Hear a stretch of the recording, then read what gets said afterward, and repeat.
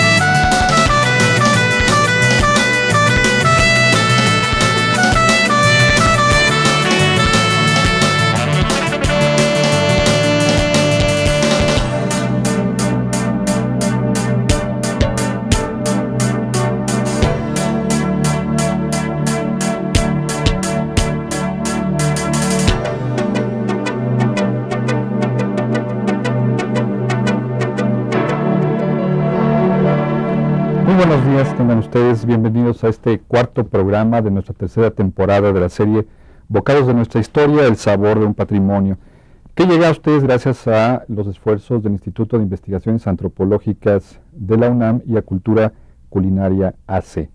El título de nuestro programa del día de hoy se llama Azúcar y canela hacen la vida buena. Vamos a hablar acerca de dulces y dulcería tradicional en México, a propósito justamente del dicho popular que acabamos de referir. Contamos en esta ocasión con tres invitados que van a platicar con nosotros en el transcurso del programa. Tengo mucho gusto en presentar primero que nada a la maestra Yapsi Arias González, que es profesora investigadora de la Universidad Autónoma de la Ciudad de México y estudiante del posgrado de Antropología del Instituto de Investigaciones Antropológicas de la UNAM y la Facultad de Filosofía de la misma universidad. Enseguida, el doctor Luis Alberto Vargas Guadarrama, que es profesor investigador del Instituto de Investigaciones Antropológicas de esta universidad. Y en tercer lugar, a la licenciada Mariana Coria López, que ella es docente de la Universidad del Claustro de Sor Juana, de la Escuela de Dietética y Nutrición del ISSSTE, de la Escuela de Gastronomía Mexicana, y además estudiante del programa de posgrado en Historia de la Facultad de Filosofía y Letras de esta misma universidad. En compañía de ellos vamos a hablar sobre el tema de los dulces y dulcerías tradicionales, abordando los siguientes objetivos. Vamos a hablar acerca de los edulcorantes y dulces en la época prehispánica. Vamos a hablar también de cómo entra la caña de azúcar y la dulcería artesanal durante el virreinato, la influencia árabe que esta dulcería tradicional ha tenido en la tradición mexicana. Hablaremos también sobre gremios y oficios alrededor de la dulcería, de la larga lista de nombres, formas, sabores y significados a propósito de los dulces cotidianos y los dulces festivos, y finalmente del tema de la tecnología y la dulcería artesanal. Cómo son los dulces actuales, qué características tienen, cuáles son las condiciones en las que se desarrolla esta industria. También vamos a tratar de abordarlo en este programa. Les recuerdo que este es un programa en vivo, van a aparecer a lo largo del programa todos los medios de contacto, son teléfono, vía correo electrónico y también la página de Mirador Universitario, que ustedes pueden consultar en la dirección http://mirador.coed.unam.mx. Pues entramos en dulce materia, ¿no? De una vez, para empezar. Yapsi, ¿qué hay a propósito de los testimonios relacionados con el consumo de dulce? ¿Qué tipo de consumo estamos hablando en la época prehispánica? Bueno, las fuentes, volvemos otra vez a las fuentes del siglo XVI, que son nuestra principal materia de estudio y además apoyo, ¿no? Que es lo que podemos nosotros rescatar. Bueno, y otra vez volviendo a Sahagún, ¿no?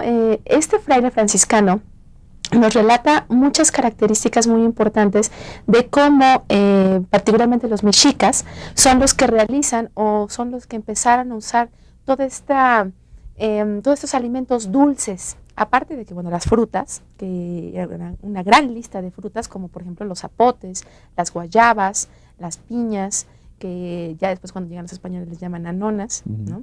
Todas las tunas, ¿no? Los diversos nopales, que también se les ponía alguna suerte de mieles, como por ejemplo las mieles de los jicotes, no sé si alguno de ustedes conozcan a Cricri o hayan escuchado la canción del jicote aguamielero. De ahí deriva que, esos jicotes son una especie como de abejorros, que ellos sí son de América. Entonces de ahí se extraía el dulce para, no escarcharlos, más bien para cubrir algunas de estas frutas, ¿no? O también algunas de las semillas, como por ejemplo el maíz, totalmente mesoamericano, que más las palomitas, ¿no? Que también se usaba mucho con un dulce que se le llamaba, actualmente se le llama ponte duro, en aquel entonces se le llamaba momoshli.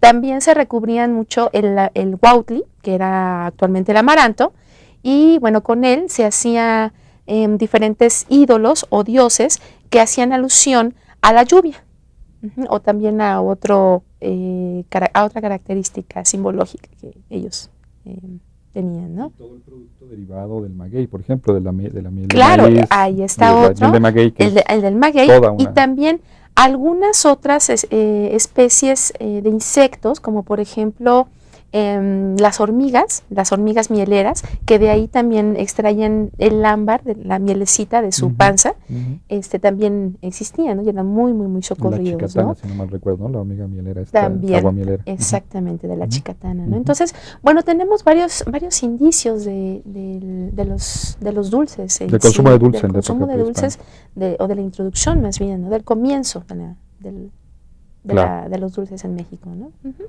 Doctor Vargas, hay un elemento que está muy asociado con el consumo de dulce en la cultura mesoamericana y en México contemporáneo, y diríamos en el mundo entero, que es el tema del cacao. El cacao tiene una tradición de consumo y producción muy antigua en nuestro territorio. ¿Qué podemos hablar de su elaboración, de su consumo en el México antiguo? Bueno, antes de hablar del cacao, déjame aclarar, porque tal vez nuestro público no sepa a qué nos referimos cuando hablamos de miel de maguey. En realidad es algo muy simple, es el aguamiel hervida que se concentra y entonces los azúcares quedan, digamos, con mayor concentración, y esto tiene un sabor muy dulce, ¿no? Y ahora se vende comercialmente. Pero el cacao es justamente todo lo contrario de lo dulce, el cacao es amargo. Y entonces ahí viene ese contraste tan interesante entre lo dulce y lo amargo. Y entonces el cacao es una bebida hecha, lo que hoy conocemos como chocolate, que era muy consumida y que también no solamente se endulzaba con estas mieles, tanto mieles de avispas, no había abejas, esto hay que recordarlo, sino avispas mieleras, y la miel del maguey. Entonces el contraste era muy interesante porque además al cacao se le podían dar ciertos perfumes, ciertos sabores, con plantas hoy todavía muy conocidas como la vainilla, que es mesoamericana, y flores de muchos otros tipos que le daban un perfume muy especial. Entonces ahí teníamos un sabor que fundamentalmente no era dulce, pero que era endulzado y que era muy consumido. Pero desde luego en la época prehispánica no se conocieron chocolates como los que consumimos, sólidos. Eso es una tecnología que viene mucho después. Sí, claro, por supuesto. Lo interesante ahí un poco es el tema de cómo se combina al final en esta proyección universal el tema del sabor dulce y el amargo, y viene a dar este producto que nos es muy familiar, que es el chocolate, y del cual también vamos a hablar un poquito más adelante sobre varias cosas.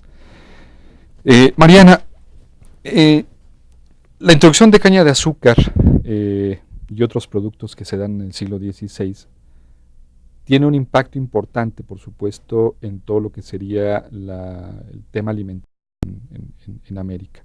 ¿Qué cambios consideras tú aparecen a propósito de esto en la elaboración de dulces y cacao? Bueno, pues es algo muy importante porque justo con la introducción del azúcar, esta bebida, ¿no?, que era tan extendida en Mesoamérica, bueno, pues se viene a enriquecer enormemente, pues los españoles no tenían un gusto tan amargo como el gusto de la gente en la época prehispánica. Entonces, bueno, ellos se hacen adictos al chocolate, pero a este chocolate le agregan leche, ¿no?, con la traída también de las vacas, la llegada de las vacas a América. Uh-huh. Bueno, pues se les adiciona leche, y algo que es muy importante que se le adiciona, pues es el azúcar, claro, ¿no? Y bueno, este chocolate también se perfuma con canela, con almendras, y bueno, pues es un producto que después que los españoles lo llevan a Europa, bueno, pues se vuelve un producto totalmente extendido, y la gente, bueno, pues se fascina con el consumo de chocolate, pero básicamente adicionado y endulzado con azúcar. Leche y azúcar, digamos, ¿no? Sería la proyección de la que estamos hablando, es la leche, el azúcar y el cacao, ¿no? Como esa gran contribución. Paris, permíteme agregar algo que creo que es importante que nuestro público recuerde. El azúcar viene, la que conocemos hoy, de la caña de azúcar. La caña de azúcar es una planta que se origina en la India, y gracias a los estudios de varios investigadores, entre ellos Expiración García, que acaba de estar en México, sabemos que la caña de azúcar se difunde, pero hacia el siglo V de la India a países de Oriente. Llega a Mesopotamia, al norte de África, y de ahí penetra a España, gracias a la invasión árabe, hacia 750 después de Cristo. Es decir, es un producto relativamente nuevo. Pero lo importante es que en España los árabes encuentran el clima en Andalucía para cultivarla. Entonces el azúcar existe en España desde mucho antes de la conquista. Claro. Origina una industria, porque claro, obtener el azúcar requiere trapiches, requiere los llamados ingenios. Y entonces lo que es muy interesante es que cuando los españoles llegan a México, de hecho al Caribe primero y luego a México, encuentran que el clima es muy propicio para producir la caña de azúcar. Y entonces, por ejemplo, el primer empresario del azúcar pues, es Hernán Cortés. Claro. En sus vastas plantaciones del Marquesado del Valle, todavía hoy podemos ver restos de algunos ingenios de Hernán Cortés, y lo que es impresionante es el éxito que tiene el azúcar en México. Claro. Se vuelve un producto muy popular, se le incorpora todo, y de ahí viene nuestra industria dulcera actual y del pasado. Sumado a que había mucha gente que se podía trabajar en los ingenios.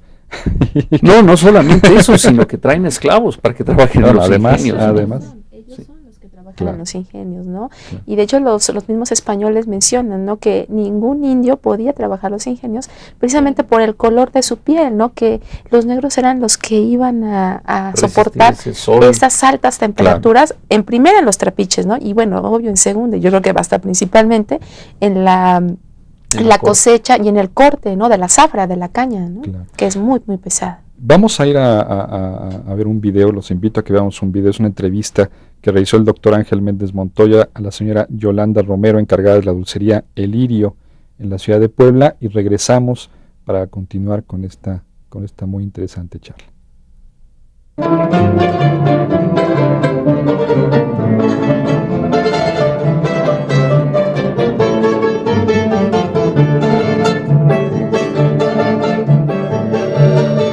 ¿Qué tal? ¿Cómo están? Estamos en la histórica dulcería El Lirio y vamos a entrevistar a doña Yolanda Romero. ¿Cómo está? Muy bien, muy buenas tardes. Muchísimas gracias por tenernos aquí en su precioso lugar. Estoy para servirles. Pues queremos saber de qué es la dulcería, algo sobre la historia, después hablamos sobre los dulces, por supuesto. Pero a ver, díganos primero sobre la historia. La historia, bueno, de que la dulcería es una de las más, ahora sí que antiguas que existen, porque fue una de las iniciadoras. Es que fue El Lirio, la Gran Fama y la Alondra, que venían perteneciendo a la señora Victoria Ortiz, que fue la fundadora de las dulcerías. Y eso es como en el año a principios de... Fue más o menos como en un 1900 y pico, no le puedo decir exactamente qué fecha, pero tiene ya más de 100 años el negocio. Sí. Y aquí ustedes hacen todos los dulces. Viene siendo todo el dulce que hacemos es casero y artesanal. O sea, todo nuestro dulce viene siendo único Pues y de se ve muy buena calidad. Sí, se ve delicioso. Si nos puede mostrar algunos de los dulces tradicionales que ustedes hacen aquí. Con muchísimo gusto. Wow. Sí, una gran variedad, ¿verdad? ¿Verdad que sí? Y aparte de la variedad, lo exquisito que es. A ver, pues cuéntenos. Pues mire, esto, lo que es más tradicional de Puebla, Sí, vienen siendo los camotes. eso sí, ¿verdad? Lo más exquisito es de pura fruta natural y la pulpa. Sí, No tiene nada de esencias ni nada, todo viene siendo natural. sí, Luego vendrían siendo las tortitas de Santa Clara, sí. que tienen una galleta especial con jamoncillo de pepita encima. Qué rico. Las famosas ciruelas rellenas de almendra. Eso se ve riquísimo, sí. No, y está muy exquisito. Sí. Y luego viene siendo los dátiles rellenos de nuez con canela. Los famosos arrayanes, que nadie los trabaja más que Lirio. ¿Ustedes nada más? Sí, es una fruta que es de Guadalajara. Ah, sí. Sí, y está, pero exquisito. Luego los macarrones. Luego vienen siendo el mazapán de coco con piña y pepita, que es tradicional y es uno de los más antiguos en dulce, junto con la reinita. La reinita viene siendo de coco Es coco, ¿verdad? Sí. con jugo de piña. Por eso está amarillita. Por eso se ve así. Luego viene que es el mostachón de pepita con canela. El limón relleno de coco. Las mocas, que son exquisitas. Esas son un hit, Créamelo, ¿verdad? Aquí créamelo que sí. Y los famosos besitos de almendra, de nuez, de piñón. Las yemitas de avellana con yema de huevo. El durazno de pasta de almendra, que viene con una especie como de pancito envinado. Las marinas de leche quemada con nuez. Sí. Los higos rellenos de coco. El muégano tradicional, que es el muégano de miel con naranja. Los agares, los gajitos de agar. Sí. Es alga marina procesada convertida en dulce. Y el famosísimo muégano envinado, Eso se ve que riquísimo. viene siendo bollitos de huevo con vino, miel, y lo que tiene arriba es jamoncillo de pepita. Tradicional 100%, son de los dulces más antiguos que hay. Y la mayor parte de las cosas ustedes las hacen artesanalmente. La mayor parte se hace aquí en Sí. casa, que viene siendo casero. Sí. Sí. En unos días, ahora en la actualidad que hay tantos dulces industrializados y demasiado comerciales, sí se valora bastante. Sí, bastante, sobre todo por la calidad y el sabor, ¿no? Sí. Y pues es trabajado nada más por la dueña, que es doña Sara Martínez, su hija Lucy y una servidora. Y usted ya tiene muchos años aquí, ¿verdad? Tengo 47 años de estar en esta dulcería que tanto quiero porque pues toda mi vida he trabajado acá. Es una vocación, ¿verdad? Ah, sí, me fascina. ¿Y cuál es su dulce favorito? Mi dulce favorito para mí Sí. viene siendo la ciruela rellena de almendra. Ah, ese se ve muy Sí. rica. Delicioso. Sí, no, todo el dulce es exquisito, pero imagínese si me comiera yo de todo el dulce estaría yo como una bolita. Pues está muy bien, muchísimas gracias por tenerse aquí en su Gracias. casa. Para Esperemos que continúen ustedes por muchos siglos más, Espero que así sea. porque es algo muy importante para la tradición mexicana. Claro que sí. Muchísimas gracias. Muchas gracias, Muchísimas sí. Gracias.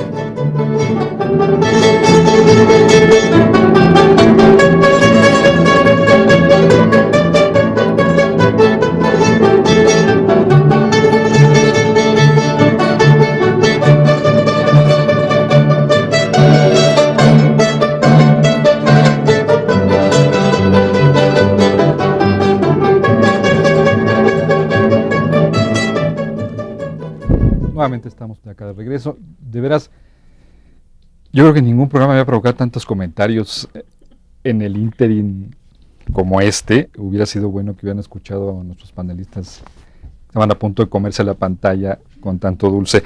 Pero bueno, retomando las ideas de las preguntas previas a la entrevista presentada, había un comentario que querías tú hacer, Yapsi, sobre el tema del chicle, que también es todo un tema, hablando del asunto de la sí. dulcería Sí. en nuestro país. Antes de hacer un comentario rápidamente del video, sí me gustaría recalcar que el chicle es un elemento totalmente prehispánico y fue algo muy, muy interesante. El chicle, bueno, que antiguamente dentro de los mexicas le llamaban cicli. El cicli era hecho de chapopote con un menjurjito que se llama ashin, o en aquel entonces se llamaba ashin, que el ashin era un ungüento que se sacaba de unos como una especie de mosquitos, que esos mosquitos los asaban y después de asarlos los molían, y una vez que los molían los revolvían con este néctar, precisamente como el doctor recalcó, del aguamiel, del maguey, y después lo ponían en el chapopote para que el chapopote pudiera mascarse y pudiera ser un poco más dulce. Con ese chicle, o más bien con ese cicli, ellos lo utilizaban mucho para limpiar los dientes y también las mujeres para no tener mal sabor de boca. Pero también decían algunos mexicas que bueno, que la mujer no podía mascar más de 2 o 3 días porque entonces ya era hasta mal visto, ¿no? Sí, pobre chaval, exacto. Bueno, eso es lo que quería recalcar.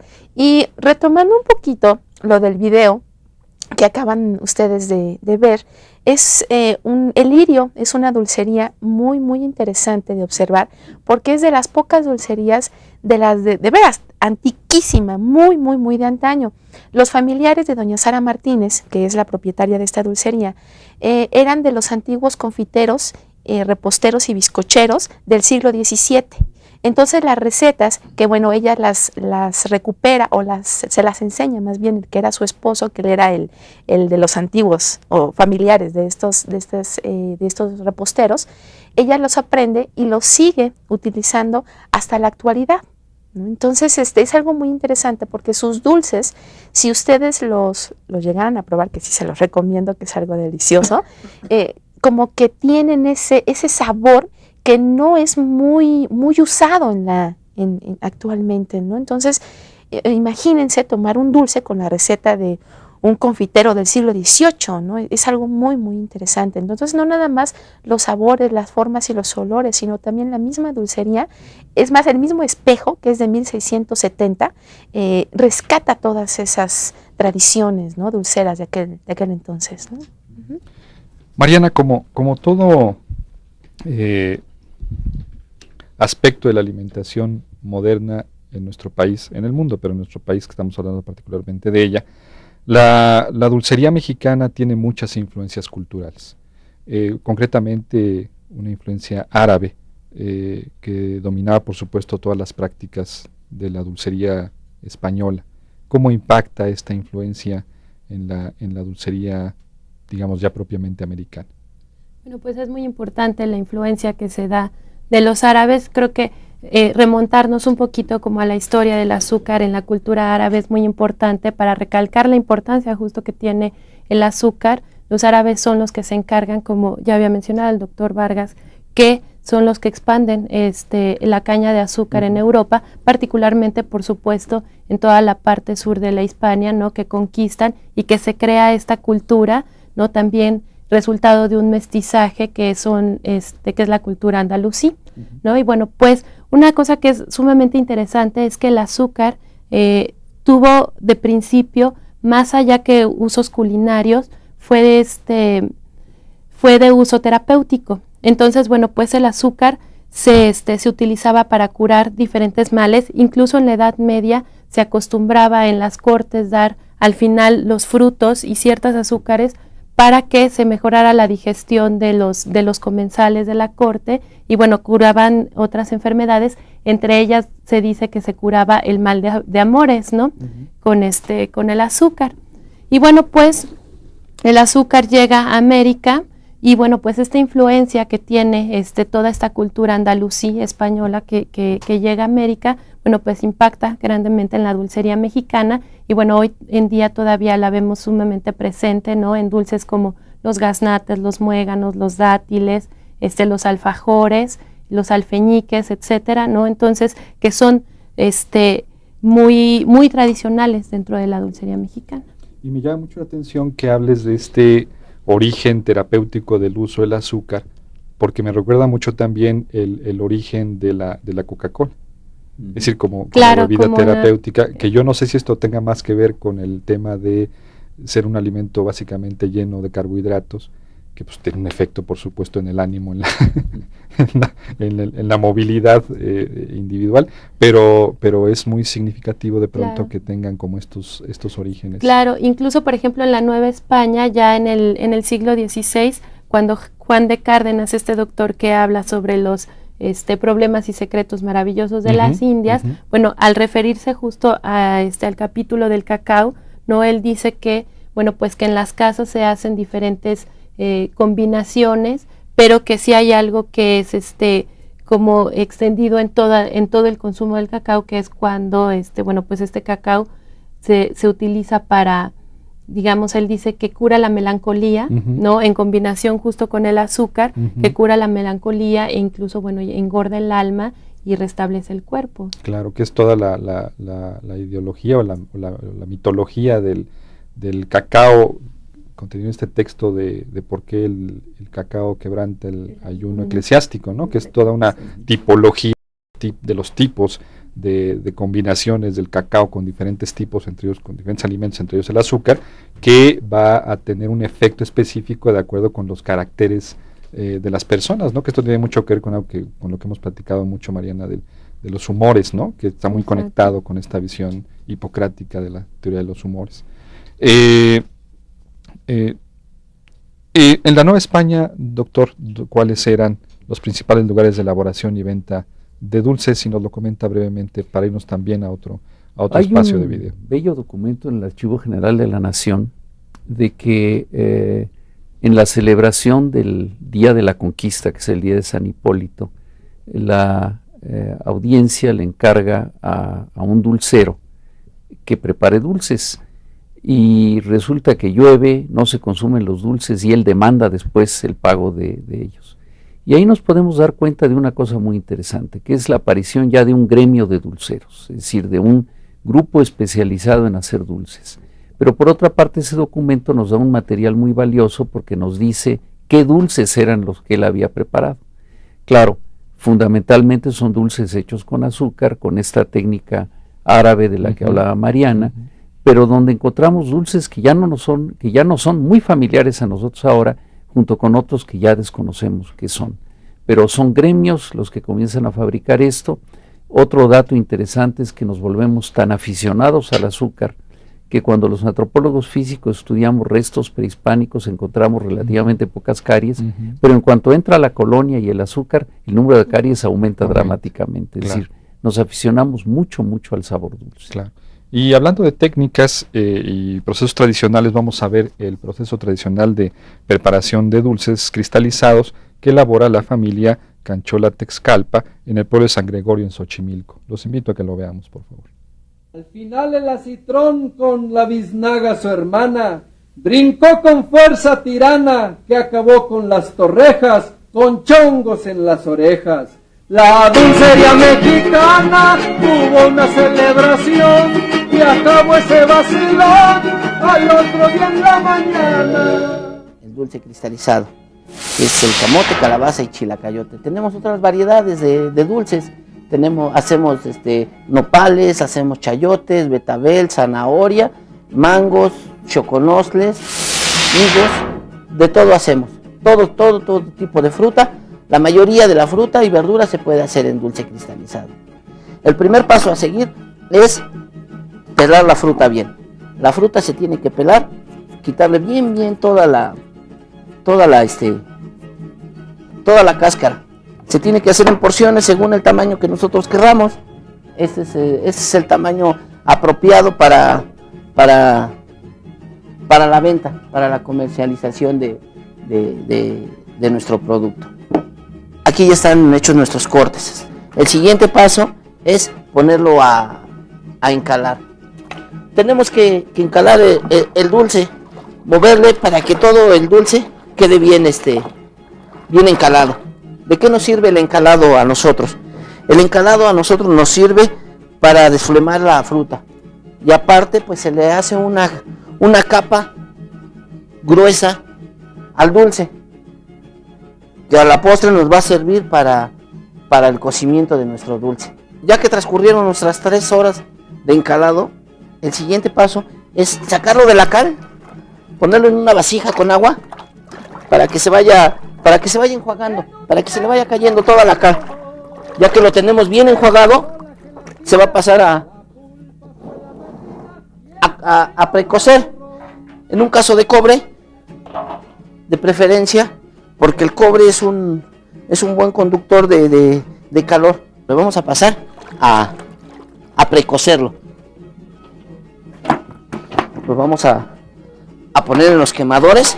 Vamos a precocer nuestro producto. Debemos de ver que siempre quede tapado de agua. El siguiente paso es sacarlo del agua caliente. Lo volvemos a echar en agua. ¿Y para qué? Para que agarre una consistencia buena. Lo tenemos que echar en agua, todo el dulce. Ya que está bien cocido, lo tenemos que echar en agua, ¿sí? Le ponemos más agua. Siempre todo el dulce debe de estar cubierto en agua. El siguiente paso a seguir es picar el dulce. ¿Para qué? Para que el azúcar se le penetre a la fruta, que esta parte es donde está más gruesa, la pancita que le llamamos, porque esto, si se dan cuenta, pues es hebra. Esto es pura hebra, donde van las semillitas, es pura hebra. Lo que a nosotros nos interesa es que le entre bien el dulce en la pancita. El siguiente paso es ya la endulzada. En el camote, para unas 20 piezas de camote, tenemos que poner 3 kilos de azúcar. Ponemos el azúcar en nuestros casos previamente ya lavado, y le vamos a poner agua, para que se haga una mezcla de agua con azúcar. Se tiene que mover hasta que se deshaga el azúcar. Se pone el dulce en azúcar. La siguiente, esta otra etapa es ya darle se podría decir, el toque final a nuestro dulce. Pero previo a eso tenemos que pintar el dulce. Nosotros tenemos una pintura, que es pintura comercial, pintura vegetal, para poner para pintar nuestro dulce. Continuamente hay que estarle moviendo, como nuestra fruta es pesada, tiende a bajarse. Entonces es muy fácil de que se nos queme, se nos pegue en el caso. Todo el éxito de nuestro dulce depende de la hervida del dulce, de que esté bien hervido, y de aquí se va haciendo que nosotros veamos el punto en esta forma. Cuando nuestro azúcar ya va agarrando consistencia, va haciendo hebra, como nosotros le llamamos, haciendo hebra, aligando como una liguita, es señal de que nuestro dulce ya va a estar. El último paso ya a seguir es sacar a enfriar nuestro dulce. Lo vamos a sacar a enfriar. En una base donde se puede escurrir y le pueda entrar aire. Lo tenemos que escurrir muy bien y darle bañarlo bien, que no queden burbujas, que no quede grumos, que no le. Y a grandes rasgos, fue una demostración cómo elaborar el dulce por nosotros, los hermanos Canchola.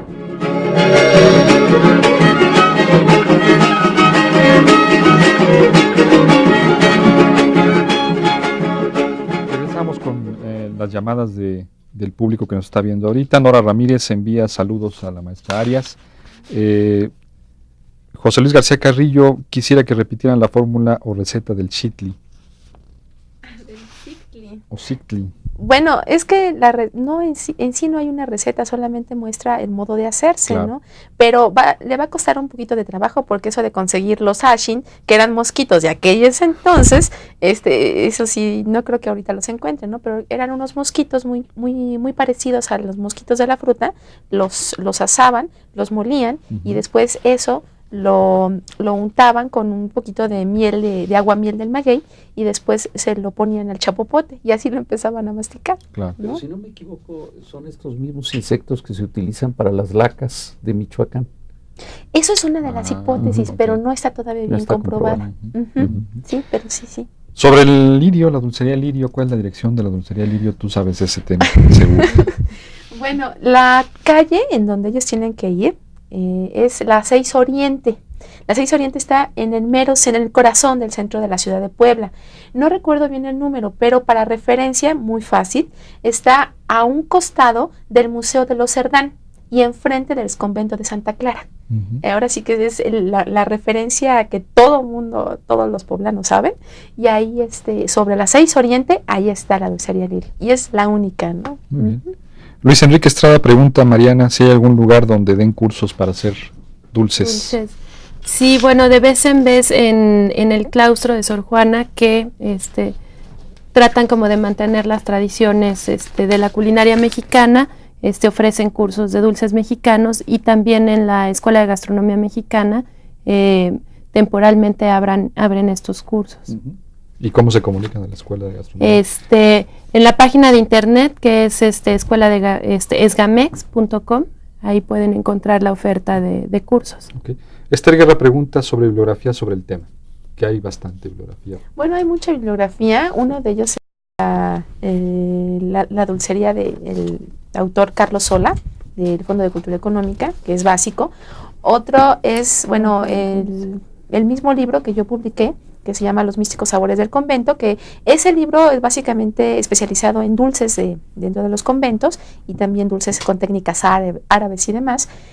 Otro también es un fonograma que salió de Lina, es el fonograma de la dulcería mexicana, y ahí yo hago todo un relato de la historia del dulce desde la época prehispánica hasta nuestros tiempos, ¿no? Entonces yo creo que con esos tres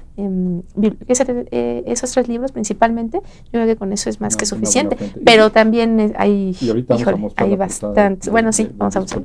Exactamente. Pero lo que sugerimos es que vayan a las librerías de Conaculta, las librerías Educal, y busquen, porque realmente hay mucho material, incluso en los recetarios de cocina tradicional de México, que se consiguen todavía en algunos lados, ahí hay bastante material.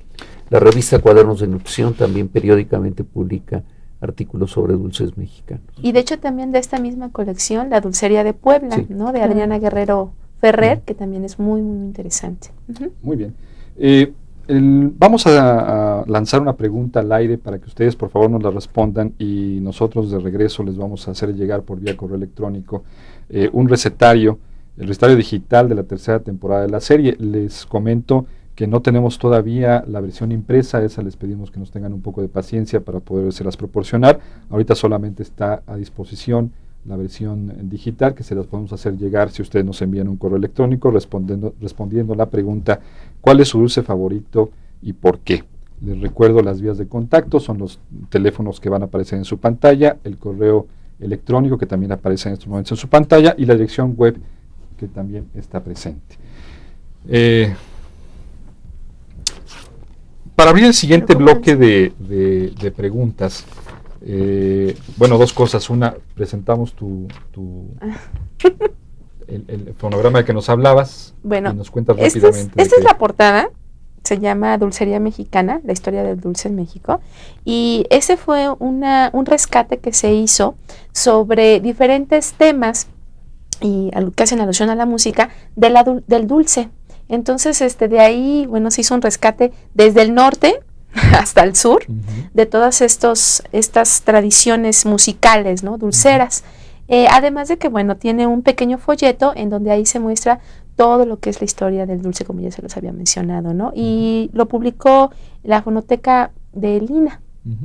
Se consigue en las librerías de Lina. Y se consigue en las librerías, bueno, ahorita ya no son de Lina, más bien son de Conaculta. Las de Conaculta. Exactamente. O las de Educal, también ahí los pueden conseguir. Y es lo que estamos musicalizando. Y es parte exactamente de lo que estamos musicalizando en el programa. Muy bien. Para abrir el siguiente bloque de preguntas y comentarios, quiero tomar la pregunta de Armando Francisco Higuera, que nos pide hablar un poco sobre el pozol como bebida refrescante, que sería muy interesante comentar, porque esto nos conecta con varios programas, el tema del maíz, el tema del dulce, el tema del azúcar, ¿no? Si alguien quisiera comentar algo sobre el pozol. Bueno, el pozol es una bebida totalmente tradicional prehispánica, pero se utilizaba más bien como para quitarle la sed a específicamente a los pochtecas. Pero conforme pasó el tiempo en la colonia, ellos fueron los que introdujeron el azúcar y ellos fueron los que introducen al pozol el piloncillo. Y de hecho a muchas bebidas que también, ya sea fermentadas o no fermentadas, como por ejemplo el tejate, ya se indulzan con el piloncillo, ¿no? Que en este caso, en el siglo XVII y XVIII, el piloncillo era lo más barato, ¿no? Del azúcar, que se le llamaba la chancaca, ¿no? Por ser morenito y por ser los rescoldos de los rescoldos de los rescoldos del azúcar que ya estaba previamente calentada, ¿no? Por eso es que el pozol endulzado lo encontramos endulzado fundamentalmente en las ciudades y no en el campo. Es decir, por ejemplo, en el campo en Chiapas, en la zona del sureste, es una bebida que se consume agua y la masa y no hay más, ¿no? Y en Villahermosa, en Tuxtla ya se consigue endulzado, ¿no? Bueno, así es. Muy bien. Ahora, Sí. ahí, déjame agregar algo de cómo justamente pues nuestra cultura es dinámica y se le van encontrando nuevos usos y nuevos acompañantes a las cosas. Hay otra bebida tradicional de maíz que es el tejuino. Y por ejemplo en Guadalajara lo típico es ir a tomar tejuino en estas famosas neverías el Polo Norte, pero además con su helado de limón, y entonces ya es otra cosa, pero con un fundamento tradicional y con un agregado que lo hace muy sabroso. Exacto. Ya, sí, ya del siglo XVIII, y de lo simbolismo incrustado, digamos, en el tema de los dulces. ¿Qué dulces contaban con qué tipo de referencias simbólicas? Híjole, ¿por dónde empezar? Ay, es que son muchos. Bueno, es muy interesante ver este tipo de simbolismos que era muy recurrente en los espacios de las monjas, en los espacios religiosos católicos, tanto de monasterios como monasterios de frailes, como también en los conventos femeniles, ¿no? Uno de los dulces muy socorridos por estas comunidades fue el alfajor. Otro también es este dulce que no recuerdo. Bueno, ahorita que recuerdo el dulce, el alfajor era un dulce tipo totalmente árabe, porque como ya bien nos dijo Mariana, eran técnicas que nos las enseñan todo lo que son las comunidades al-andaluces. Y una de las técnicas importantísimas, por cierto, fue la fritura. Ellos nos introducen todo eso y bueno, ya conocemos toda la diversidad de dulces que hay. El alfajor se recubría, o las monjas lo recubrían, con una especie, con una capa de plata y de oro. Esto lo hacían para poder fundamentar un estatus jerárquico entre la vicaria, entre la abadesa, entre la novicia, entre las niñas educandas y demás, pero también lo podían regalar a los bienhechores o a las personas que les hacían regalos o a las personas que les ayudaban de alguna manera u otra, para también ellas establecer su índice jerárquico ante la sociedad, ¿no? Entonces eso era muy recurrente. También escarchaban y cristalizaban las frutas con esta misma aleación de plata, ¿no? Para poder hacerse, no sé, fundamentar un estatus de posición, ¿no? Ante la población. Y esto lo utilizaban mucho las monjas clarisas, particularmente en el convento de Querétaro, ¿no? Del siglo XVIII. Y hay muchos de los nombres que tienen que ver con estas jerarquías, ¿no? Es decir, los dulces que tienen estos nombres jerárquicos, duquesas. Ustedes saben más de esos nombres que yo.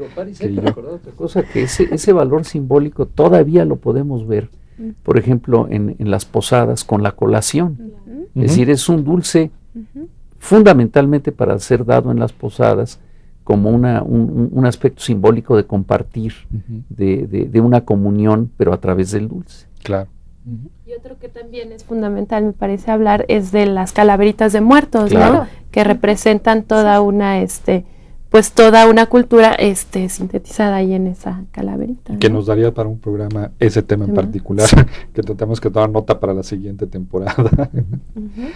Mariana, hablando justamente del tema de las temporalidades, las frutas, cómo influye el tema de la temporalidad de frutas y otros productos en la preparación de los dulces? Bueno, me parece que es fundamental, ¿no? Porque en la cocina, pues básicamente uno se va midiendo a partir de la temporada de los productos que uno puede encontrar.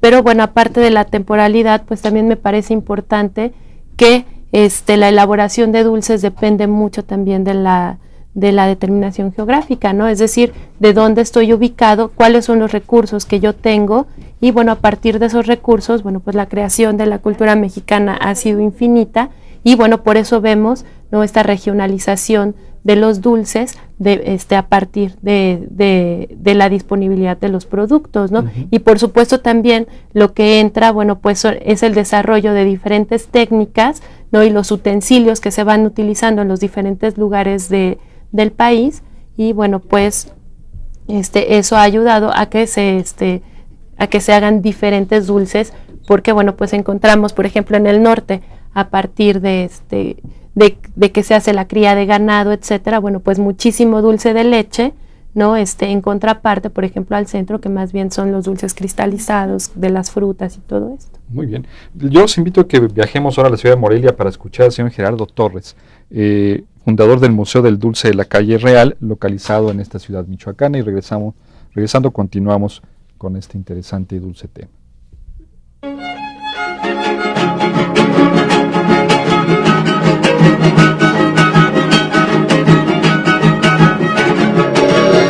Bienvenidos al Museo del Dulce, mi nombre es Gerardo Torres y estoy encantado de que estén por aquí. Vamos a platicar un poco acerca de la tradición de los dulces en Michoacán. Michoacán es un estado que tiene una gran variedad de dulces tradicionales por la gran variedad de frutas que existen en este estado. En Morelia particularmente se ha definido mucho por esta tradición. Aquí hubo, pues, desde la época de la colonia, muchos conventos, hubo muchas familias que se fueron dedicando a este quehacer, y pues debido a la variedad de las frutas, esto se fue gestando poco a poco y se fue dando un mestizaje entre los frutos de la tierra y los que llegaron de Europa. Como fue pues principalmente la caña de azúcar, que nos fue traída de España, aunque es de origen hindú, y bueno, al mezclarse con tantas frutas que había por aquí, pues surgió principalmente el ate, que es el dulce tradicional de Morelia, y que bueno, primero se empezó a hacer el ate de membrillo, porque es una fruta que contiene mucha pectina, y esa fruta, al adicionarle azúcar, automáticamente se hacía el ate, que es una receta que nos llega de España. Y después se empiezan a hacer un montón de tipos de ates con las frutas que había en la región, como la guayaba, que es de origen prehispánico, el ate de chirimoya, por ejemplo, que es una delicia, el ate de chico zapote. Esta factoría que ven aquí, pues es una factoría de los años 40.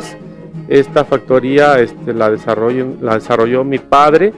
A él le tocó pues esa etapa en donde se empezó a industrializar el dulce, y en donde se empezó a pues abandonar esos procesos artesanales, que todo era a mano, y empezó a introducirse pues ya la maquinaria para facilitar los procesos.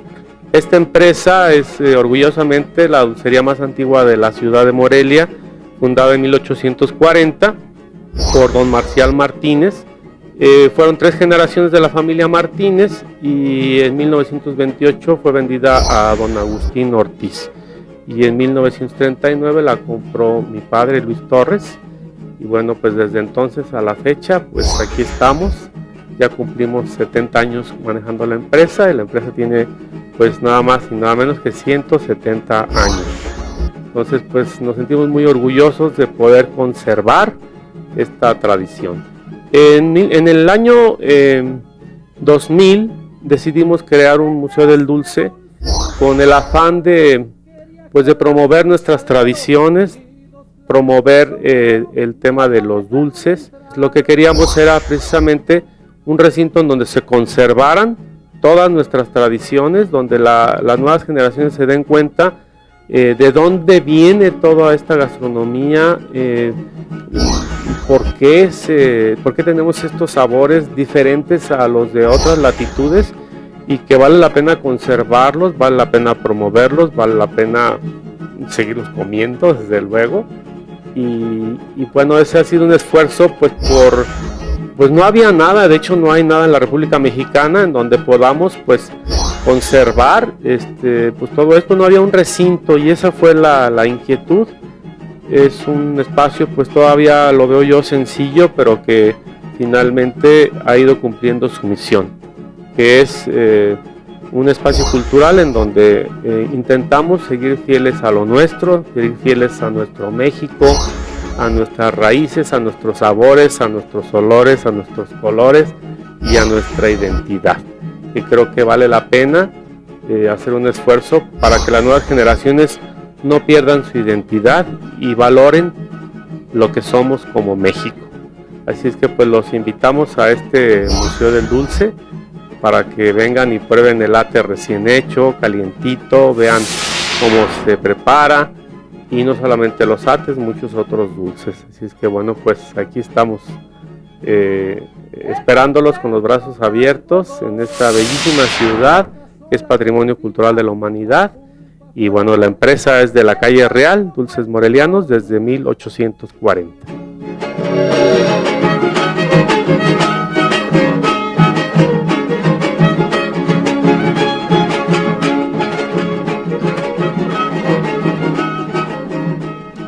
Regresamos, y en la misma tónica de los comentarios vertidos por Mariana hace un momento, yo quisiera preguntarles ahora, doctor Vargas, ¿cuál es la distinción entre un dulce festivo y un dulce cotidiano?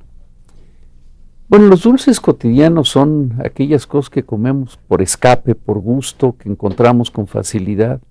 Sin embargo, hay ciertos dulces que están asociados a las fiestas. Por ejemplo, ya mencionaba yo la colación propia de la temporada de posadas. En otro sentido podemos pensar en los pasteles de primera comunión, en los tamales dulces de las primeras comuniones, etc. Pero lo que me interesa mucho destacar es cómo realmente en México hay una geografía de los dulces. Como dice Paris, en este programa hemos hablado mucho de lo que ustedes no han podido escuchar porque lo hacemos durante el momento en que pasan otras cosas, y estamos añorando, por ejemplo, los dulces de Puebla, que ya se presentaron, estos de Morelia, pero otras dulcerías entrañables en la Ciudad de México, como justamente la que hay en 5 de Mayo o junto a la Iglesia de la Sagrada Familia, que ofrece unos dulces riquísimos también con una técnica muy tradicional que ya hemos presentado en otras ocasiones, los quesos de tuna de San Luis Potosí. Es decir, casi cada región del país ofrece una dulcería variada que hay que explorar. Recordábamos aquí también esos dulces exquisitos de San Luis Potosí, Constanzo, donde se han dedicado a la producción tanto por ejemplo, ellos tienen varias variedades de chocolates, unos así para el diario, por ejemplo, recuerdo los tornillos que son deliciosos, y luego cajas que son realmente festivas. Por ejemplo, acostumbramos mucho regalar cierto tipo de chocolates en los cumpleaños, a la novia, etcétera, que ya adquieren otro sentido diferente al chocolate que se come uno así por antojo, ¿no? Entonces, en nuestro país hay una riqueza enorme de estas cosas. Hablábamos también de dulces de origen prehispánico, por ejemplo, el nicoatole, poco conocido fuera de Oaxaca, que es un dulce hecho con maíz morado habitualmente, que queda como una especie de gelatina. Estos dulces hechos también de temporada hacia el final del año en las posadas, con los tejocotes, que son muy propios de las piñatas y que tienen un exquisito sabor y que, como se dijo en el video, contienen mucha pectina y que permiten la elaboración de una especie de gelatinas deliciosas. Entonces, lo que yo quiero es invitar a nuestro público a que se lance a las diferentes ciudades del país, busque, explore, y va a encontrar delicias muy diferentes a los dulces industrializados a los que estamos acostumbrados ahora, que son sabores uniformes, habitualmente exageradamente dulces, pero sin otro sabor como el que nos dan nuestras frutas, nuestras raíces y todos estos productos que les agregamos. Y esto nos da pie justamente a la última pregunta del programa, la diferencia entre los dulces industriales y los dulces artesanales, que en nuestra época y en nuestro contexto se hace muy evidente. Mariana, ¿querrías comentarnos algo sobre esto?